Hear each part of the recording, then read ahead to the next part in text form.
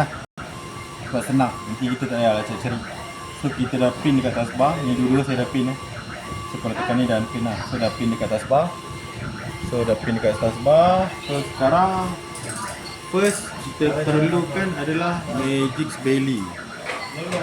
Ni kita ambil satu, kita cut, kita taruh luar.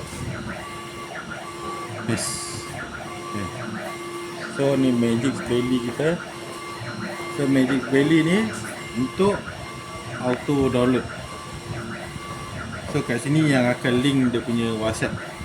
So ni just perlu ada internet, buka je macam ni, lepas tu biar dia run lah. So kalau macam ni biar run, allow access. So nanti kat sini login lah WhatsApp. Kalau nak sini login WhatsApp. Okay. Satu kan adalah sini software installer. Kita taruh dekat Magic Software. Pergi dekat Magic Software, kat dalam ni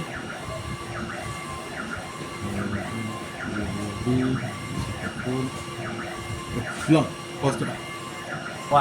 Okay, last sekali software yang kita perlu ada adalah Magic Software. Ni kena Magic Software. So ni double click, kita kena install lah. So bagi dia install, so bila ada dah install, lepas tu okay, first kali kau kena masuk machine code lah. So contoh macam ni, machine code atas.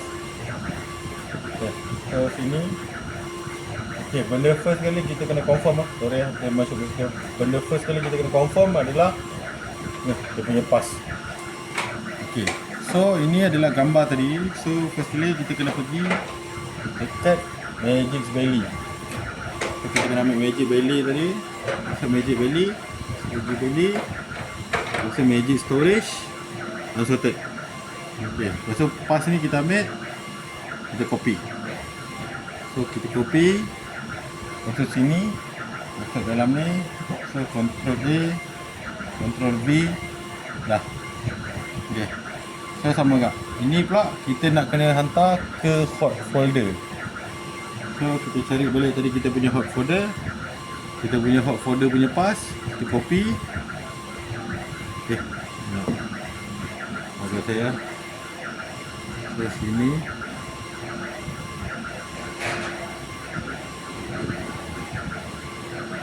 Di sini copy. Kita pergi balik tadi ke sini, agak Ctrl A, Ctrl V. So kita ambil tadi daripada Magic Belly unsorted punya. Lepas tu sini di stop hot folder, save. Okay, so sekarang kita dah pastikan kita buka semua. Ni dah. Okay, so just masuk login ID. Ni nanti kena bagi lah, ni tak boleh cakap lah. Okay, lepas tu dah siap lah. Software semua dah install, dah siap. Ni install. Tak apa-apa